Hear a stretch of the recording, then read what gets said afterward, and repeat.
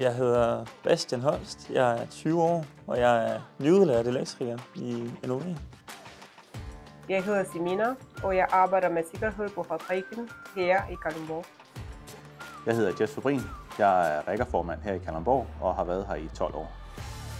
Det jeg bedst kan lide ved mit job, det er det tekniske i det, at jeg får lov at hjælpe gutterne, hvis de har et spørgsmål om ophængning eller noget jumbokørsel, der ikke lige er, som det skal være.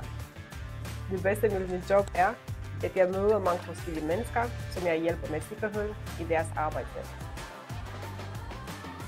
Man kan få lov til at viderebygge på dit nuværende maskiner, og man kan få lov til at tænke ud af boksen i sit arbejde.